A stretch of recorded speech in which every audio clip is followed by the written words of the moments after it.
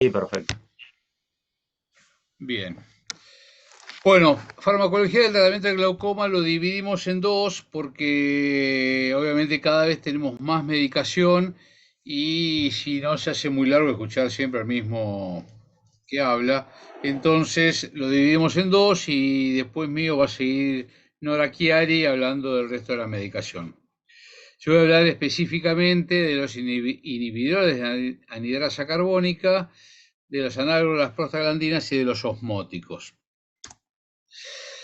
Esto es todo lo que nosotros tenemos en el tratamiento médico del glaucoma. Está bien que soy un poquito bastante más grande que todos ustedes. Cuando yo empecé había tres drogas nada más. Teníamos el timolol, la pilocarpina y la dipivefrina, que era un alfa estimulante semejante a la adrenalina, que ya no existe más. Así que imagínense que hoy, con todo lo que nosotros tenemos, es bárbaro lo que podemos llegar a hacer y las combinaciones que podemos hacer.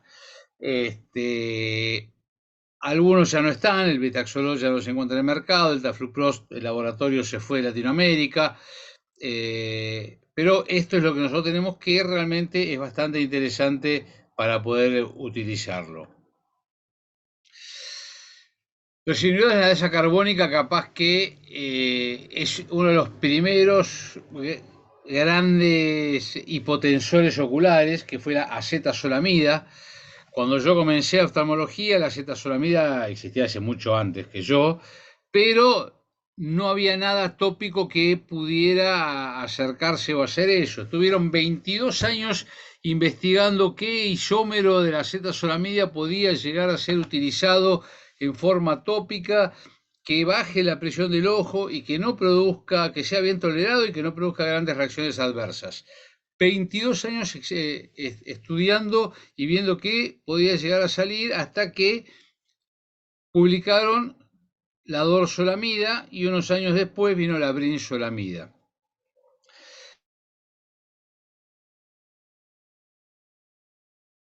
Reversible no competitiva con la isoenzima C. La Z-solamida, nosotros acá tenemos una tableta en comprimidos de 250 miligramos. La Z-solamida endovenosa nunca a la Argentina. Sí existe en el hemisferio norte, no sé si está en Brasil, pero el resto de Latinoamérica tengo entendido que no la tiene. Yo sé que hace unos años se estuvieron viendo porque nosotros debemos usarnos, además nosotros los neurólogos, pero bueno, no existe. Y a nivel tópico tenemos la dorsolamida del 2% y la brinzolamida del 1%. La dosis de la acetazolamida es de 65 a 250 miligramos, se da 4 veces por día, ya que la duración de acción es entre 4 a 6 horas, o sea, si empezamos a prolongar la cantidad de veces que le damos, vamos a estar sin cobertura hipotensiva.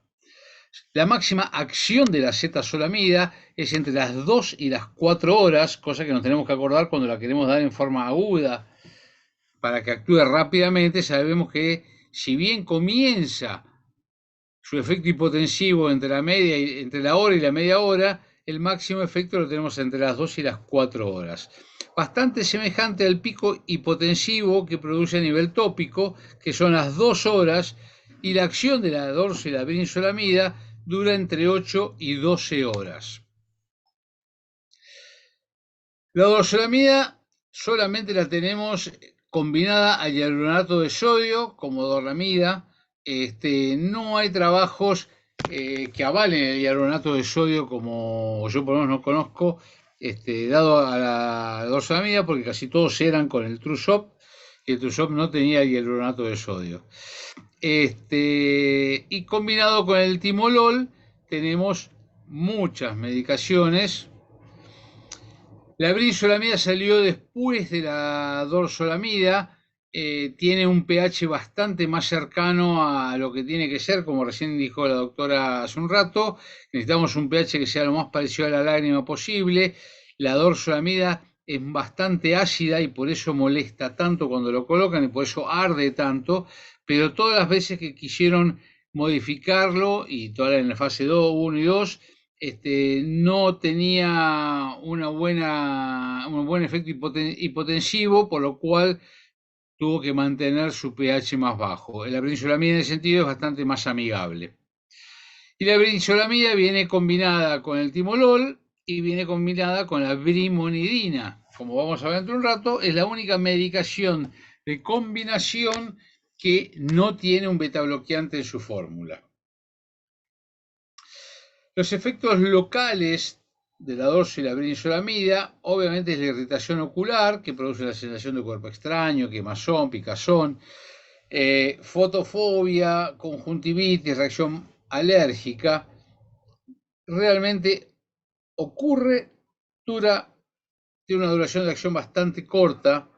En algún momento puede producir un poco de visión borrosa y puede irritar también los párpados, producir una reacción filoalérgica, muy parecida a la alérgica, o algo parecido a la blefaritis. Algunos de los pacientes tienen bastantes folículos conjuntivales.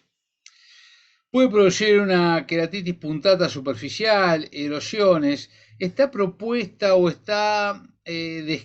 está descrita, está propuesta la descompensación corneal y un edema corneal. Eso se produjo, se dijo hace bastante, era una japonés Kurosawa creo que era, ya que no se olviden que la córnea, el endotelio corneal utiliza la anhidrasa carbónica para deshidratar la córnea. Entonces, si nosotros estaríamos inhibiendo la anhidrasa carbónica, esto haría que la córnea empiece a retener líquido y se dematice.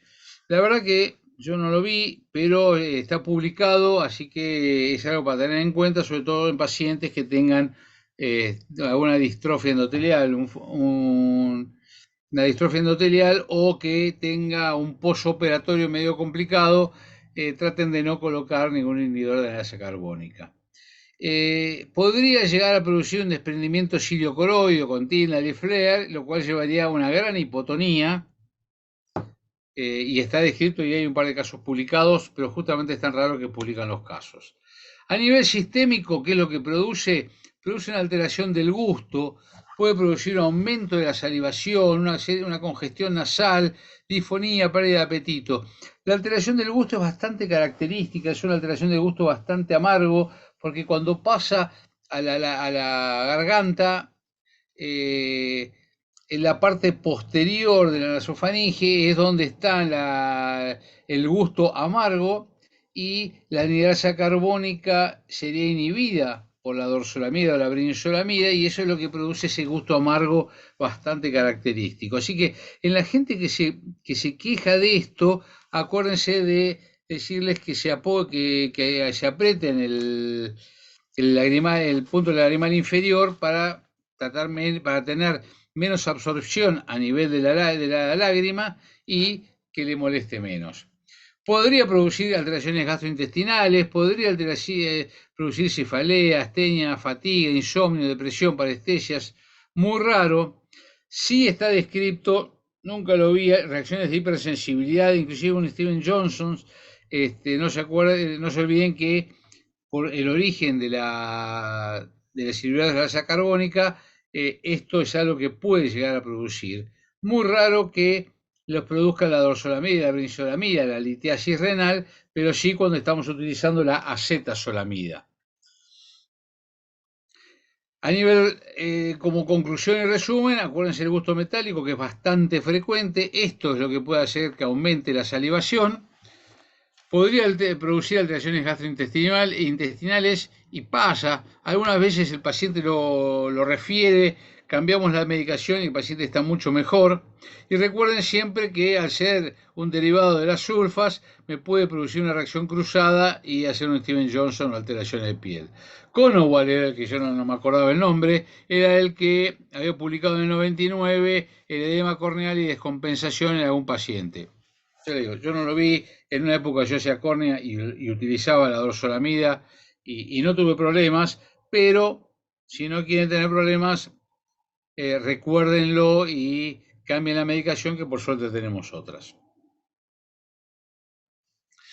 Etimología de la dorsolamida, me voy a dedicar 2 palabras.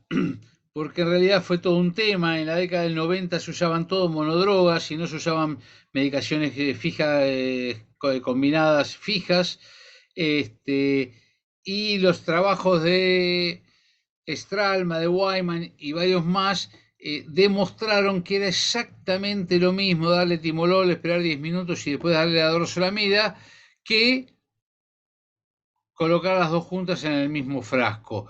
Y eso fue lo que generó que podamos nosotros dar combinaciones fijas de dorzolamida timolol, y a partir de ahí las combinaciones fijas en glaucoma fueron utilizadas y realmente es mucho más cómodo, es mucho mejor para el paciente, mejora el compliance y además de eso les tenemos una mucha menor carga de los antisépticos, con lo cual tenemos menos posibilidades de generar ojo seco y toda la alteración conjuntival y lagrimal que eso produce.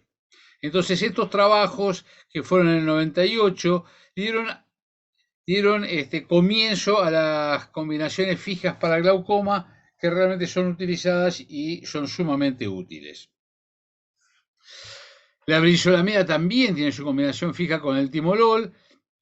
Obviamente las dos, la dorso y la brinzolamida, se dan 2 veces al día, y tienen bastantes opciones para poder elegirlas. Esta combinación fija que dije que hace un rato la nombré, que es la brinzolamida y la brimonidina, es sumamente interesante porque es la única combinación fija que tenemos de 2 medicaciones que disminuyen la producción de humor acuoso y que no tenemos un beta bloqueante, cosa que en pacientes con problemas pulmonares o cardíacos, como bloqueos o hipotensiones arteriales severas, es muy útil poder tener algo que no tenga un beta bloqueante y que nos baje la presión. La posología se da 2 veces por día, es bastante bien tolerada. Algunos pacientes se quejan de ardor, y en algunas situaciones, si se puede, insistamos, porque luego de los 10, 15 días los pacientes se van acostumbrando. Hay pacientes que no lo toleran y obviamente tenemos que cambiar la estrategia terapéutica. Vayan mandando preguntas. Y acá tengo una pregunta. En caso de manifestarse la irritación ocular que produce la dorsolamidia, ¿cuánto tiempo aparece? ¿Es transitoria, puede ser crónica y tiene necesidad? Mira, en realidad, al principio la irritación que produce es al colocársela. No se olviden que tiene un pH y el ojo se va acostumbrando. Yo trato de que por lo menos los pacientes hagan 10, 15 días de tratamiento. Uy, ya se me fue la pregunta. Acá está. Los pacientes, sobre todo con la dorzolamida, con la brinzolamida, que mantengan la medicación y se van acostumbrando. Pero si a los 15 días el paciente sigue molesto, ahí directamente prefiero cambiárselo y le cambio la medicación. Tiene que estar mucho tiempo. Si el paciente está incómodo y no le gusta la gota, va a tratar de no colocársela, y cualquier opción que le des para no ponerse la gota, cualquier excusa que tenga va a ser buena para no colocarla. El tratamiento en glaucoma tiene que ser muy amigable, no tiene que ser una tortura, porque si no, no lo va a hacer. Entonces, si funciona, funciona, y si no funciona, cambiémoslo. ¿Ok?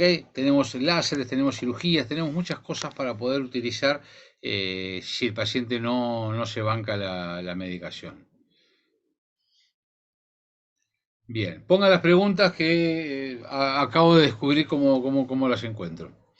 Bueno, no habiendo preguntas de los inhibidores de la anilasa carbónica, pasamos a los análogos de las prostaglandinas, de los cuales el primero que salió fue el latanoprost, allá por 97, creo que fue, allá hace 1000 años. El latanoprost es una prodroga esterificada lipofílica que es inactiva, pero necesita una hidrólisis enzimática para poder pasar e entrar al ojo, y gracias a esa hidrólisis enzimática se convierte en ácido de latanoprost, que es la molécula activa. Es un análogo de la prostaglandina F2-alfa que estimula unos receptores lipídicos, FP, los cuales aumentan la salida del humor acuoso a través de la vía uveoescleral, y lo hace a nivel de el momento que sucede eso, y además va produciendo una atrofia de las fibras colágenas del músculo ciliar, con lo cual va haciendo unos canales a través del cual el humor acuoso va cediendo. O sea que tiene doble efecto, uno que es en el momento y otro que es a más largo plazo. Siempre recuerden que es una prostaglandina F2-alfa, como la que es un mediador inflamatorio y se utiliza para otras cosas dentro de la farmacopea. No me da bolilla. Ahí está. Aumenta la filtración por la vía uroescleral, posiblemente aumente la filtración trabecular, pero en realidad hasta ahora los trabajos no demostraron que existe esta filtración trabecular. Recuerden siempre que no disminuye la producción del humor acuoso, lo cual es bárbaro para poder utilizarlo ya sea con los betabloqueantes, con los alfa-agonistas o con los inhibidores de anhidrasa carbónica, ya es que se complementan totalmente el efecto de uno y otro. Y los estudios, obviamente todos están promocionados y sponsorizados por los laboratorios que venden a estas medicaciones, nos dicen que no altera la barrera hematoocular. La otra gran ventaja que tienen los análogos, las prostaglandinas, es que la gran mayoría de los efectos adversos son locales, tópicos, y son muy pocos los efectos sistémicos, con lo cual nosotros manejamos y podemos ver cómo se está produciendo y si justifica o no justifica seguir o suspender el tratamiento. Los síntomas locales son quemazón, picazón, sensación de cuerpo extraño, dolor y fotofobia, que se dan muchísimo, al igual que la hiperemia, cuando comienza el tratamiento. Esta hiperemia es una hiperemia muy particular porque a veces tienen la hiperemia y no tienen los síntomas, o sea, no se quejan de quemazón, de picazón, sensación de cuerpo extraño, ni dolor, pero tienen el ojo rojo. ¿Ok? No se olviden que es una prostaglandina F2-alfa y puede producir estas cosas. Todo esto en, yo diría 15 días, un mes, va cediendo. Entonces, si el paciente, avísenle que esto les va a pasar, porque si ustedes le avisan al paciente, se lo banca, y a los 20 días, 30 días, cuando venga a mesa a controlar lo que ustedes lo van a controlar, a ver si el efecto hipotensor es el que realmente estaban buscando, esto ya va cediendo, y en un par de meses, o sea, 2 meses después de que comenzó el tratamiento, el paciente está muchísimo mejor, los síntomas ya no los tiene y el ojo rojo va cediendo. El ojo rojo tarda 1 mes, 2 meses en ceder y con el tiempo va cediendo. Pero así todo, muchas veces a los pacientes le queda un ojo rojo al cual se acostumbran a vérselo rojo.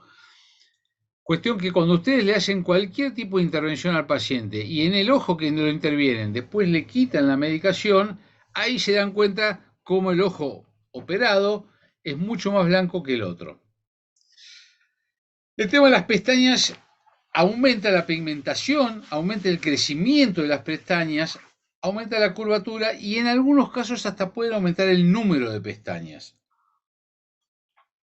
Esto fue sumamente interesante porque cuando salió a la venta no se sabía que aumentaba la pigmentación y las pestañas, y el marido de una paciente le llevó las fotos al médico, en Estados Unidos y fueron publicados como un case report, de que la mujer tenía muchas más pestañas ahora que antes del tratamiento. Y a partir de ahí, los estudios a más largo plazo, la fase 4 del latanoprost, demostró el aumento este aumento de crecimiento de las pestañas y la pigmentación de las pestañas se da más o menos entre un 30 y un 40% de los pacientes.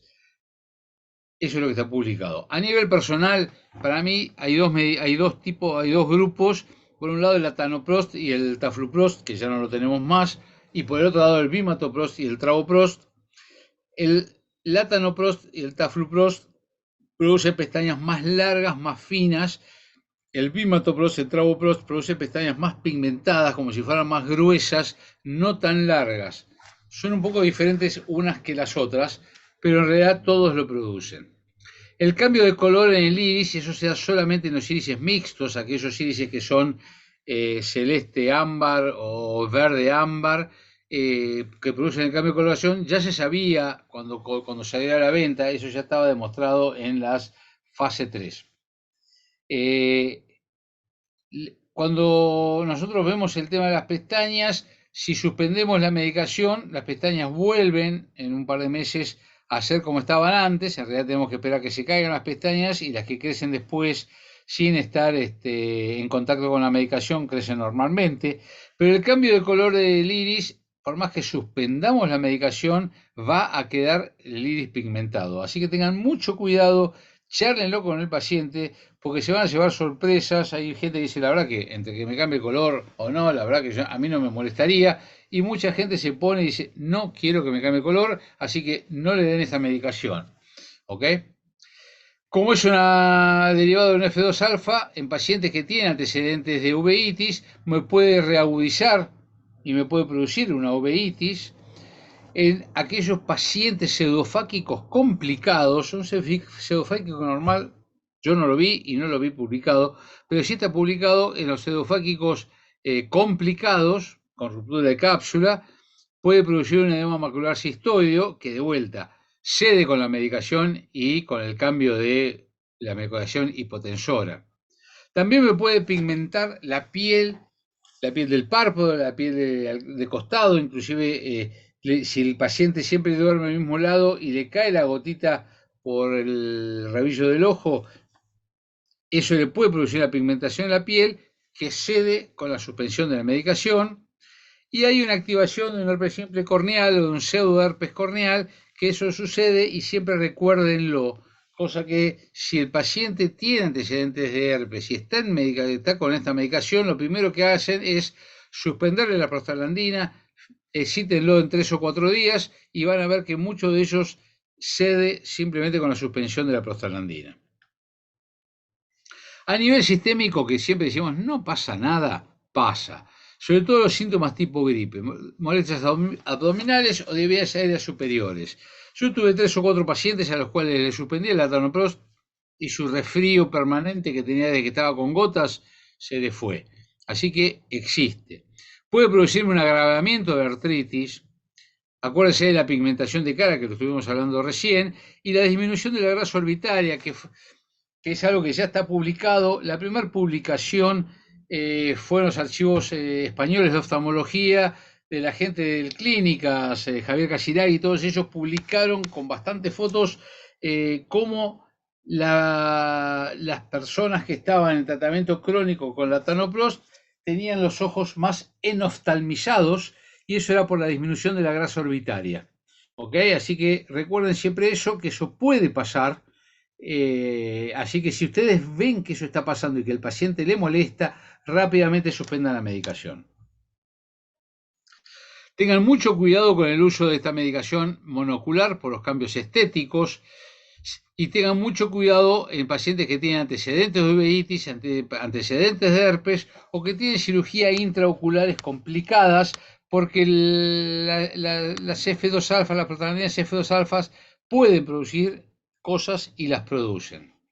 Siempre recuerden el mantenimiento del frasco y su temperatura.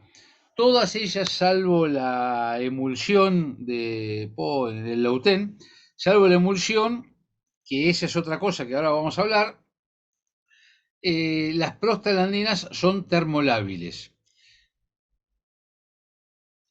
Fíjense que el latanoprost y el tafluprost, que ya no lo tenemos más, tiene que estar bajo cadena de frío. El latanoprost está permitido, ya sea por la FDA y por la ENEA europea, a que esté 3 meses fuera de la heladera, pero tiene que estar en temperaturas como máximo por debajo de los 25 grados centígrados.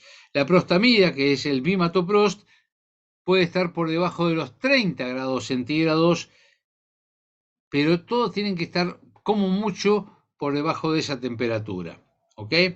El cambio en el latanoprost es que hicieron una nanoemulsión, entonces al estar recubierto de un material graso, eso hace que sea mucho más estable la molécula y puede estar por debajo de los 30 grados, que es lo que les permiten o lo que piden las agencias sanitarias, FDA, ENEA, ANMAT, pero el laboratorio tiene tenía un lote por lo menos muy grande que llegó hasta los 9 meses a 40 grados y mantenía su estabilidad. Acuérdense que tienen una gran concentración de cloruro de benzalconio estas medicaciones, salvo la que viene sin medicación. Todas las unidosis están sin medicación, entonces ya no tienen, pero dañan bastante el lente de contacto del cloruro de benzalconio. Recuerden que algunas de ellas, el bimatoprost al 0.03 y el bimatoprost más timolol, vienen en unidosis y de vuelta, la latanoprost emulsión no tiene benzalconio, sino que tiene perborato de sodio como conservante. Existe la combinación fija de latanoprost y timolol que está en el mundo. No sé si la aprobaron al final finalmente en Estados Unidos, porque en realidad baja bastante poco la presión comparado con el latanoprost. Los trabajos que ellos utilizaron para presentar a la FDA era que el latanoprost solo bajaba un 25% y el latanoprost con timolol bajaba un 28%, o sea que tiene una P de 0,15. La verdad que es muy poca la diferencia. Y yo siempre me pregunto que nosotros nos pasamos la vida dando timolol 2 veces por día. Si queríamos utilizar el timolol una vez por día había que hacer un gel, que ya hoy no hay ninguno en la Argentina. Entonces, si nosotros damos el timolol 2 veces por día, ¿por qué acá se puede dar una sola vez por día? Y dos, ¿cuál sería el mejor momento del día para colocarlo? Yo personalmente utilizo muy poco la combinación fija de prostaglandina con timolol, pero está a la venta, existe, así que es algo para que tener en cuenta. Hace poco salió el latanoprosteno Bunod, que es una medicación nueva, que de vuelta también es una medicación que cuando entra cuando traspasa la córnea se transforma en ácido de latanoprost. La baja de presión que tienen es bastante semejante al latanoprost, es bastante estable. La medicación capaz que es un poquito menos, pero la verdad que la baja de presión comparada con el latanoprost es muy parecida. Fíjense que nos da apenas 1 milímetro, un poquito más de 1 milímetro de diferencia. Es poca, pero la gran ventaja que tiene es que cuando entra se divide en ácido de latanoprost y un mononitrato de butanediol, y este mononitrato de butanediol se vuelve a dividir en butanediol por un lado y óxido nítrico. Y el óxido nítrico estimularía la salida del acuoso a través de la vía trabecular, o sea que estaríamos utilizando las dos vías, y además tendría algún efecto protector a nivel neurológico, a nivel de las neuronas. Entonces, sería una ventaja mayor el utilizar el latanoprosteno Bunod. Bueno, esto es lo mismo, estaríamos utilizando las dos vías, la vía escleral a través del ácido de latanoprost, a través del óxido nítrico, la vía trabecular, relajando las células trabeculares y de esa forma promueve el flujo trabecular a través del acuoso. Lo que tenemos que tener en cuenta con toda la medicación que nosotros utilizamos es la cantidad de cloruro de benzalconio que tiene toda esta medicación, y fíjense que es bastante el cloruro de benzalconio que tiene. El latanoprost tiene la misma cantidad que el latanoprosteno Bunod, 0,02. Luego viene la benzolamida con el timolol, la brimonidina al 0,02% es 0,05 de benzalconio, pero al 0,15 viene con el purite, que de vuelta es otra forma de antiséptico que se desnaturaliza en contacto con la luz. Recuerden siempre que tenemos sorbato de sodio para el latanoprost en emulsión, las unidosis del bimatoprost, y que el travoprost viene con poliquad, que si bien es otro amonio cuaternario, no es cloruro de benzalconio. ¿Preguntas? Bueno, no las veo acá. Ah, sí, acá está. No, no hay preguntas. Bueno, hagan las preguntas y si no las contesto al final. Y por último vamos a hablar de los agentes hiperosmóticos que siempre nos olvidamos, pero que son sumamente útiles, sobre todo en las urgencias. Para lo cual tenemos el manitol, que es de suendo venoso. Recuerden siempre acostar al paciente boca arriba. La urea, recuérdense que si se extravasa nos puede producir necrosis tisular, y el glicerol, que se da por vía oral, que no hay que darlo en diabéticos porque puede inducir cetoacidosis diabética, y acuérdense que si estamos tratando un glaucoma agudo y el glaucoma agudo produce náuseas y vómitos, no le vamos a meter por la boca algo que va a salir en 2 minutos. Entonces, utilizaríamos el manitol. En realidad, cada cual puede usar, los más utilizados son el glicerol y el manitol. Yo, las pocas veces que lo utilicé el manitol. Yo no hago guardias, pero las veces que lo utilizamos, siempre utilicé el manitol. Y utilizo el manitol también para deshidratar el vitrio, que es el efecto que me produce y por el cual me bajaría la presión. ¿Por qué? Porque al deshidratar el vitrio y poner el paciente boca arriba, el vitrio va a tener menor volumen, con lo cual va a descender el diafragma irido-cristaliniano. Al descender el diafragma irido-cristaliniano, se va a abrir el ángulo, y abriendo el ángulo dejamos que el acuoso pueda llegar al trabeculado y volver a funcionar. Entonces, podemos utilizar el manitol al 5, al 10, acá hay una coma, 15, 20 y 25%. La verdad que traten de usar al 15, al 20%. Acá tienen la dosificación. Se da en un goteo rápido de 30, no más de 60 minutos, y de entre 100 y 200 mililitros de solución de manitol al 15-20%, porque más no tiene sentido darlo, porque ya con eso deshidrataron el vitrio lo suficiente para que funcione. Comienza a actuar a los 30 minutos, por eso es tan útil utilizarlo. Su máximo efecto se da entre los 30 y los 60 minutos, pero luego de las 6 horas ya no funciona más. ¿Ok? Eso recuérdenlo. Perdón. Exactamente. Las contraindicaciones es no darlo en gente que está en anuria o que tienen congestión o edema pulmonar, porque estaríamos empeorando el cuadro. En aquellas personas que están deshidratados o que tienen antecedentes de hemorragias craneales, porque podríamos llegar a producirlo. Suspenderlo, obviamente, ante la falla cardíaca o la congestión pulmonar, que nos estaría diciendo lo mismo, o ante una disfunción renal progresiva. Traten de darle poca cantidad y rápido.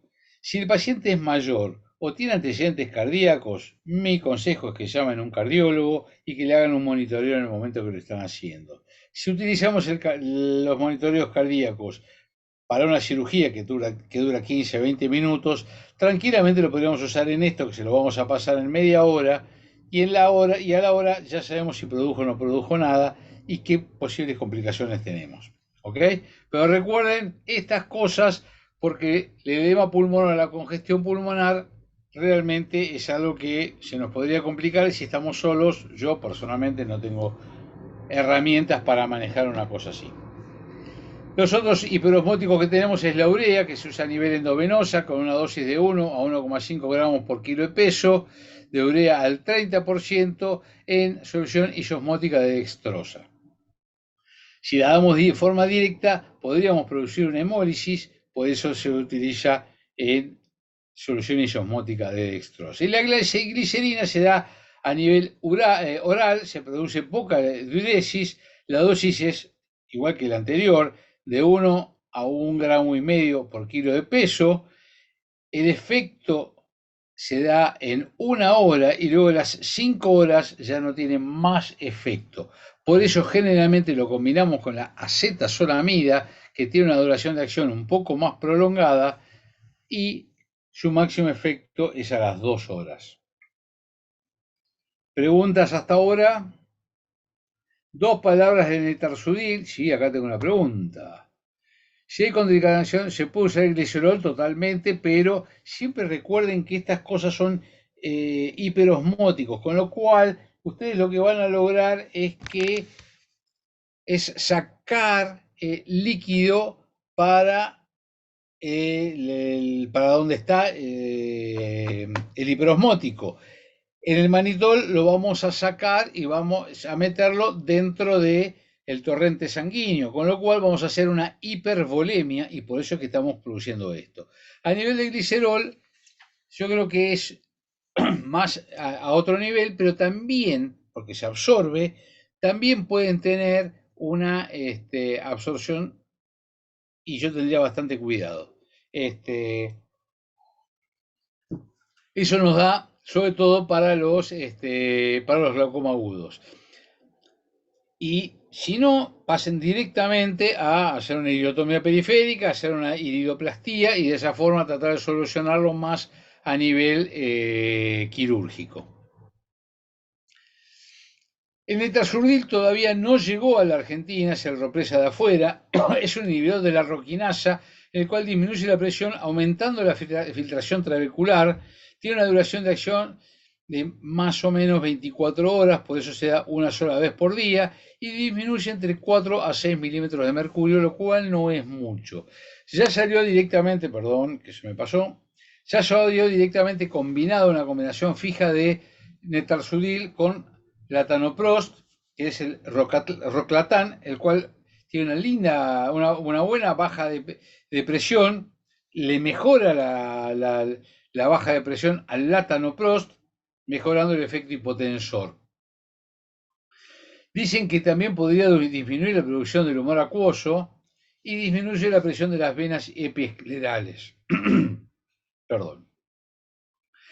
Produce una hiperemia bastante importante, por lo cual no es tan bien tolerado con los pacientes, pero muchas veces, de vuelta, ante la necesidad de bajar más la presión y no realizar algún acto quirúrgico, se utiliza y es una opción que podríamos llegar a tener en el futuro. Por ahora no conozco ningún laboratorio que lo esté por traer, sé que lo tiene, ¿cómo se llama? La farmacia magistral Magister, justamente ellos lo tienen, yo no lo usé muy pocas veces y para otro efecto, te diría que si lo usé 4 veces, 2 veces tuve una epidemia y molestias tan importantes que el paciente no lo toleraron, las otras 2 veces sí lo toleraron y lo siguieron y el efecto es más o menos ese. Es un poco más que el latanoprost, pero no es nada del otro mundo. Pero es algo que en algún momento lo podemos llegar a tener y si lo tenemos, recuérdenlo que eso está dando vuelta. Así que esto es lo que tenía para decir. Creo que estoy dentro del tiempo todavía. No, no estoy dentro del tiempo. Me pasé. Por lo tanto, dejo de compartir la pantalla y veo que Nora Chiari está ahí en Gatera, lista para comenzar.